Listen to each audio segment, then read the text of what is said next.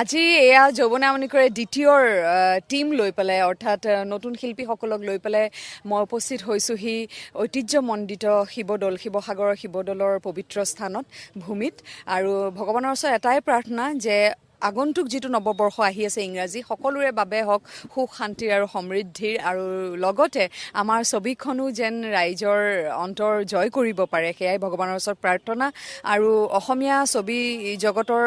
যি দীঘলীয়া যাত্ৰা যি সোণালী যাত্ৰা সেয়া অক্ষুণ্ণ থাকক আৰু তাৰ বাবে দায়বদ্ধ আচলতে আমি ছবি নিৰ্মাতাসকলো আৰু লগতে দৰ্শক ছবি এটা জাতিৰ আচলতে সাহিত্য ভাষা সংস্কৃতিৰ চানেকি স্বৰূপ গতিকে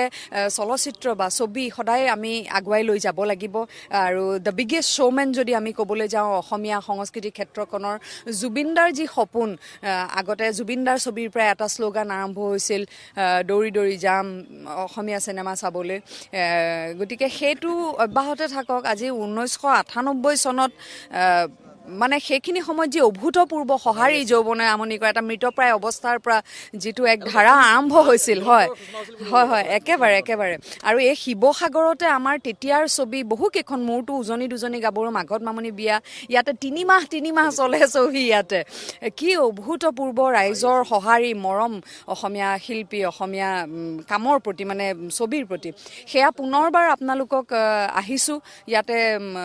প্ৰচাৰৰ ক্ষেত্ৰত আজিকালি যথেষ্ট কষ্ট কৰিবলগীয়া হয় প্ৰচাৰৰ বাবে আমি ওলাই আহিছোঁ নতুন শিল্পীসকলক লৈ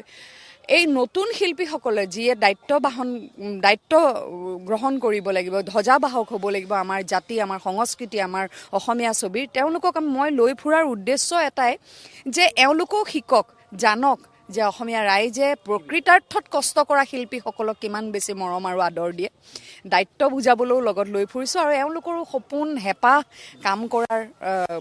সুন্দৰ ইতিমধ্যে কেইবাগৰাকীও কাম কৰি আছে ছবিত আমাৰ ভাল কাম কৰিছে গতিকে সমূহ অসমবাসীলৈ এটাই অনুৰোধ আহক এখন অসমীয়া গাঁও অসমীয়া চহৰক লৈ দুয়ো পটভূমিক লৈ পেলাই সহজ সৰল মিঠা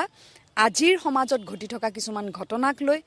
প্ৰেম বুলি ক'লে যৌৱনে আমনি কৰে বুলি ক'লে এতিয়াৰ সময়ৰ কি এক পৰিৱেশ বা এতিয়া কেনেধৰণৰ প্ৰেক্ষাপট বা আমিয়েই আগৰ এতিয়া প্ৰেমেই জানো যথেষ্ট সংসাৰ চলাবলৈ কেনেধৰণৰ বুজাবুজিৰ প্ৰয়োজন আজিকালি দেখা যায় অকণমান সৰু কথাতে বিচ্ছেদ হয়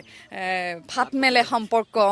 গতিকে তাত ল'ৰা ছোৱালীবিলাকৰ কেনেধৰণৰ প্ৰতিক্ৰিয়া হয় কি হৈছে এই সকলোখিনিক লৈ পেলাই এখন মিঠা ছবি এমুকুৰা হাঁহি লৈ ঘৰলৈ যাব পাৰিব সেয়া মই কৈছোঁ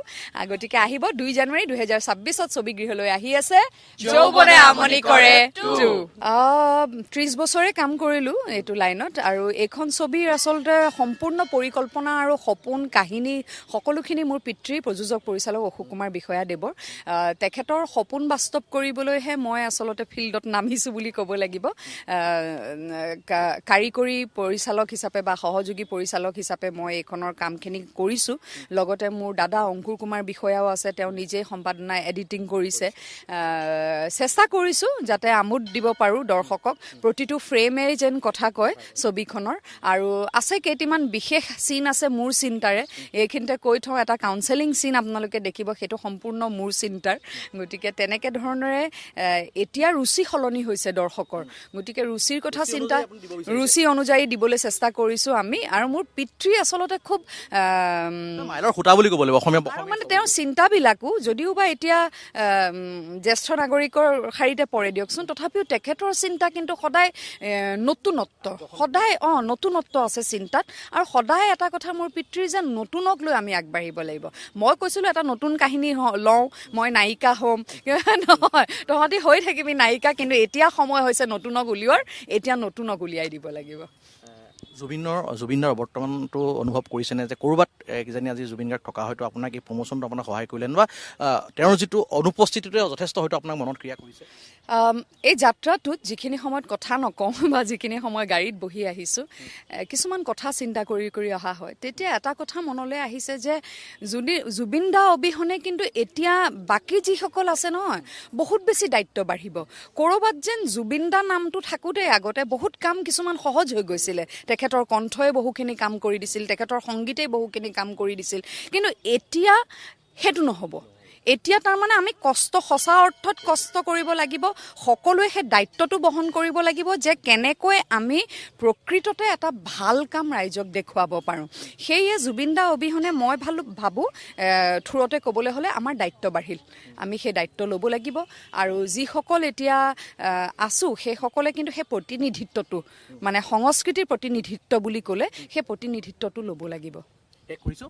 আৰু এটা মোক আপোনাৰ শেষৰ কথাটো সুধিছোঁ। আগতে আপুনি ক'লে যে আপোনাৰ যিবিলাক চিনেমা উজনি দুজনি গাভৰুক যৌৱনামণিকৰ হয়, ইয়াত যিবিলাক হল আছিল সেই চিনেমাবিলাক নাই, সেই হলবিলাক আছিল এতিয়া নাই। আৰু সেই হলবিলাকত আমি তেতিয়া দেখিছিলোঁ যে কলপুলি পুতি এটা সাংঘাতিক ধৰণৰ পৰিৱেশৰ সূচনা হৈছিল সেই সময়ত। আৰু বাছৰ মোৰ নিজৰ মনত আছে বাছ লৈ মানুহ চাবলৈ আহে, সেই যিটো পৰিৱেশ বা সেই ভিউৱাৰ্ছখিনিক মিছ কৰা হ'ব। কিয় হেৰাই গ'ল সেইটো মানে বৰ দুখ লাগে, সেই আৱেগবিলাক কিয় হেৰাই গ'ল। আপুনি নিজে আহিছিলে কেইবাখন চিনেমাত আপুনি প্ৰমোশ্যন আহিছোঁ, যৌৱনামণিকৰ সময়ত আহিছোঁ, উজনি দুজনি মাঘত মামনি বিয়াত আহিছিলোঁ। ইয়াতে কল পুলি ৰৈ 3 মাহ ছবি চলিছে। এতিয়া ছবি গৃহকেইটা কিয় নোহোৱা হ'ল? শিৱসাগৰৰ নিচিনা অসমীয়া একদম মানে খিলঞ্জীয়া ঠাই এটুকুৰাত কিয় ছবি গৃহ নাই? সেইবিলাক মানে কেতিয়াবা দুখ লাগে। ভাস্কৰ জ্যোতি আছে আমাৰ হেৰিতহে, গতিকে ভটিয়াপাৰত আছে। তথাপিও মই আজি